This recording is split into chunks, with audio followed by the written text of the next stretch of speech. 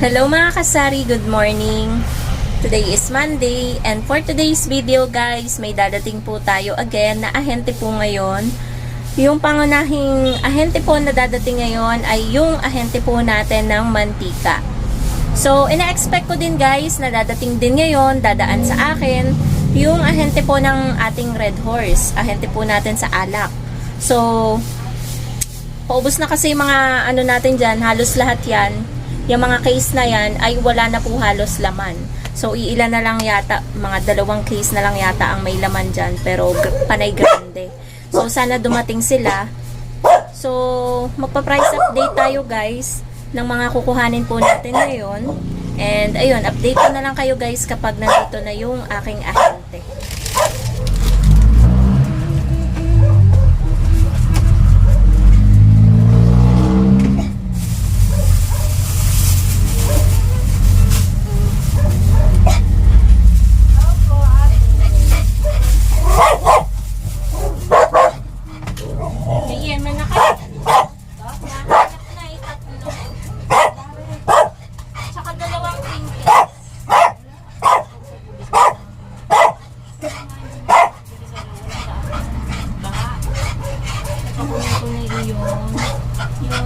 Itong dolphin, yung pakwan,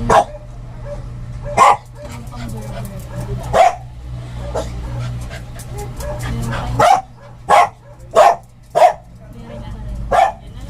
Tapos, 2 dosenang mantika.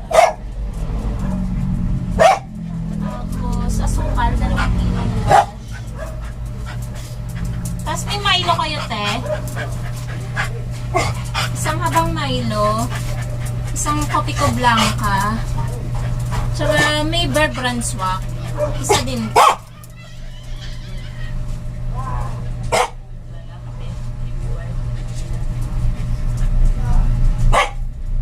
Sige po, isa na rin na creamy white cream pack. Hindi po masyado mabili ngayon ng ano eh. Brown. Meron pa. Yan na lang. Meron pa eh. Hindi ko pa nga nare-repack. May Max White kayo? Yellow.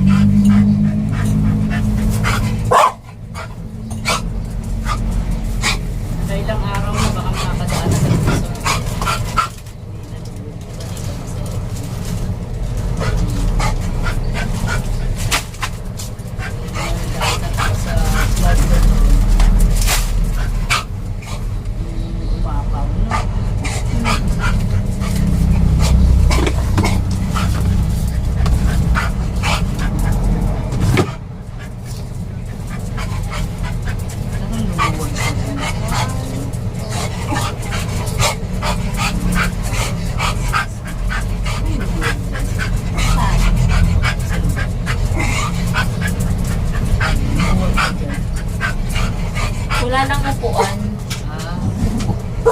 Dito ko lang nilagay.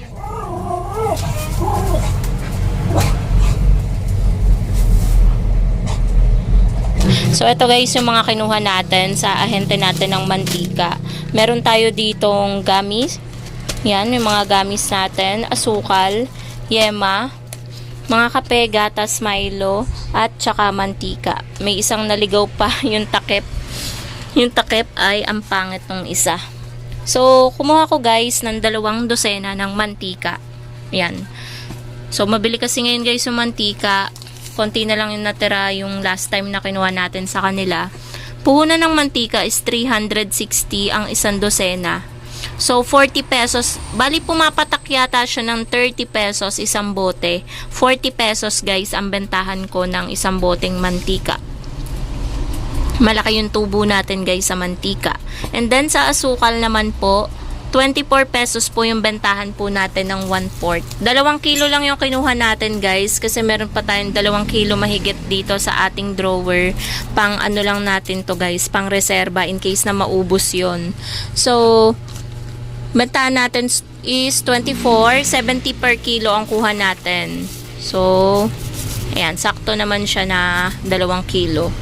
Tapos guys, 3 balot ng ano, kumukuha din sana ako ng crinkles, kaso hindi pa daw sila nakakapag-divisoria kasi baha daw.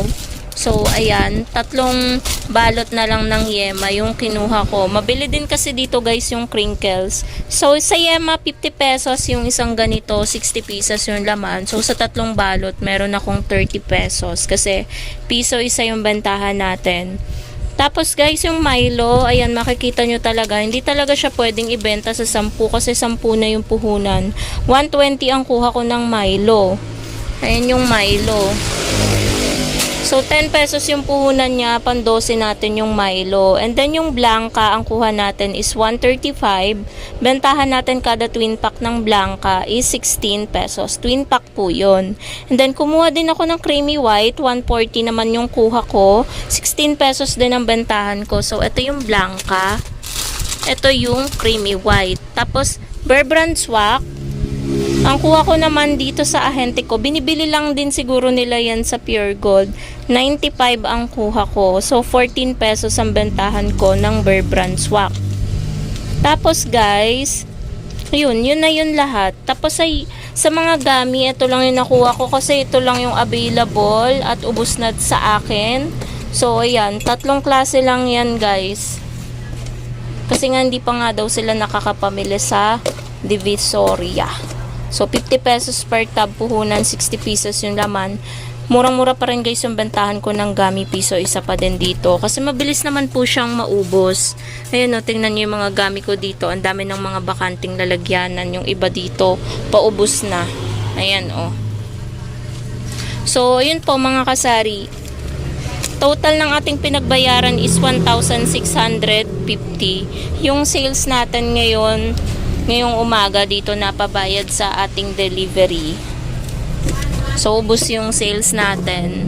Ngayong umaga. Napabayad lahat. Saktong-sakto talaga, walang labis. 1,650 yung sales na natin. 1,650 din. Ayan 1,650 din yung total. So, sana guys dumating yung ahente natin sa Red Horse. Kasi nga, wala na talaga tayong stocks masyado ng Red Horse dito sa likod. One eternity later. Mga kasari, gabi na po at yung ahente po natin ng alak ng Red Horse ay hindi na naman po dumating ngayong araw ng Monday. So mga kasari, ubos na talaga yung stocks natin. Parang lately medyo last deliver pa nila sa akin is July 13, nakita ko sa resibo. So, 1 month mahigit na silang hindi dumadaan sa akin mga kasari. Kailangan talaga natin guys na magkaroon na ng Red Horse. So, yun lang guys ang ating vlog for today. In-update ko lang kayo kasi baka mag-expect kayo na meron tayong price update sa Red Horse. Kasi nga walang dumating guys. Eto, ayun yung mga case, walang laman yan, halos lahat nandun sa likuran. So, yun lang guys. Thank you so much for watching and happy selling po sa inyong lahat. Bye!